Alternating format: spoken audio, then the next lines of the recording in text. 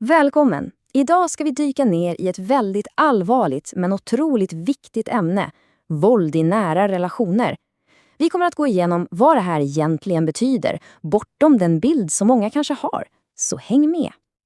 Ja, vi kan ju börja med den här frågan, som nog många tycker verkar ganska enkel att svara på. Men som vi snart kommer se så är det här mycket mer komplext än man kan tro. Vad är det första du tänker på när du hör de här orden? Och här har vi det, själva kärnan i alltihop. Det är helt avgörande att vi slutar tänka på det här som ett bråk som spårar ur. Allt material vi har pekar på samma sak. Våld i en nära relation är en medveten strategi för att få och behålla makt och kontroll över en annan person. Okej, så för att verkligen förstå det här så måste vi börja från grunden. Vi ska titta på den faktiska definitionen av våld och vad det är som gör den här sortens våld så annorlunda jämfört med andra konflikter. Det här är ju en jätteviktig poäng, för som du ser är definitionen så mycket bredare än vad många tror. Det handlar inte bara om fysisk skada. Det är allt som får en person att agera mot sin egen vilja. Allt som bryter ner en persons rätt att bestämma över sig själv. Och när man ser de här punkterna tillsammans, ja, då förstår man varför det här är så fruktansvärt destruktivt. Det är inte en enstaka händelse, det är ett mönster som blir värre och värre. Och tänk dig när ditt hem, som ska vara din absolut tryggaste plats i världen, istället blir en plats fylld av stress och rädsla. Då finns det ingenstans att hämta andan. Så, hur går det här till i praktiken? Vilka verktyg används egentligen? Nu ska vi titta på våldets många olika ansikten, för det är en hel verktygslåda av beteenden som alla har ett och samma mål, kontroll. Och då måste vi börja här, med det psykiska våldet. För det är nästan alltid där det börjar. Det är så det smyger sig in i relationen. Långt innan några slag utdelas så läggs grunden här, genom att systematiskt bryta ner en persons självkänsla. Titta på de här exemplen. De visar ju precis hur det går till. Att hela tiden få höra att man är värdelös, att man gör fel, att bli kontrollerad in i minsta detalj, vem man pratar med, vad man skriver. Det är ju strategier för att isolera och bryta ner någon totalt. Sen har vi två andra otroligt effektiva sätt att kontrollera någon. Dels genom pengar, alltså ekonomiskt våld, och dels genom att förstöra saker, materiellt våld. Båda skapar ett enormt beroende och en känsla av konstant otrygghet. Jag tänkte dig själv vilken effekt det här får. Om du inte har egna pengar, hur ska du då kunna lämna? Och när någon slår sönder dina personliga kära ägodelar, det är inte bara en trasig pryl, det är ett budskap. Ingenting du värdesätter är säkert från mig. Okej, och nu kommer vi till en form av våld som är kanske den allra mest lömska. Det latenta våldet. Det är osynligt för alla utomstående, för det är inte en handling. Det är den ständiga risken för en handling. Det är hotet som liksom ligger och pyr i luften. Lyssna på det här citatet.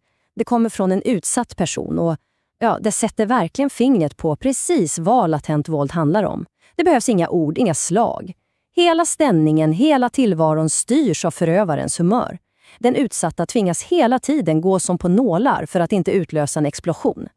Den stora frågan som många ställer sig är ju, hur kan man hamna där? Och varför lämnar man inte bara? Det är precis den här psykologiska processen, den som gör det så otroligt svårt att bryta sig loss, som vi ska titta på nu. Och det här är nog det absolut viktigaste att förstå. Våldsamma relationer börjar nästan aldrig med våld. Tvärtom, de börjar ofta väldigt kärleksfullt och intensivt. Och det är just det som gör det så förvirrande och svårt att ta till sig när de första varningssignalerna dyker upp. Det är den här kiken, den här våldsspiralen, som är så otroligt svår att ta sig ur. Ena stunden är det våld och hot, nästa är det ånger, värme och löften om att det aldrig ska hända igen. Den här blandningen är extremt förvirrande och skapar vad man kallar en traumatisk bindning. Man klamrar sig fast vid de bra stunderna och hoppas mot bättre vetande. Och allt det här leder oss fram till ett nyckelbegrepp för att förstå hur våldet kan bli en del av vardagen. Man kallar det för normaliseringsprocessen. Tänk dig det här som en trappa, steg för steg. För varje gräns som överträds så anpassar sig den utsatta lite till, bara för att överleva. Gränsen för vad som är okej flyttas hela tiden tills det som från början var helt otänkbart plötsligt har blivit normalt. Det har blivit vardag. Och vad händer då till slut? Jo, man tappar helt bort sig själv och sitt eget perspektiv. Man börjar faktiskt tro på förövarens bild av verkligheten. Att det är ens eget fel, att man förtjänar det här. Man tar på sig skulden för våldet. Det här citatet är ett klockrent och hjärtkärande exempel på hur normaliseringen ser ut i praktiken. Den utsatta försvarar sin man. Hon har gjort hans verklighet till sin egen och ser hans våldsamma reaktion som en logisk konsekvens av att hon har gjort fel. Okej, så låt oss knyta ihop säcken. Vad är egentligen det slutgiltiga målet med allt det här? Med alla de här olika typerna av våld och den här manipulativa processen? För det här är den absolut viktigaste slutsatsen. Det handlar inte om ilska som rinner över. Det handlar inte om att vinna ett argument. Varje handling är ett verktyg med ett enda syfte. Att uppnå total makt och kontroll över en annan människa. Och då måste vi slå hål på myten om att förövaren bara tappar kontrollen. Tvärtom. Våldet är ofta väldigt medvetet och planerat. Förövaren väljer när, var och hur våldet ska ske, ofta för att inte ska lämna några synliga spår. Det är beräknande. Så, om vi ska sammanfatta allt vi pratat om idag.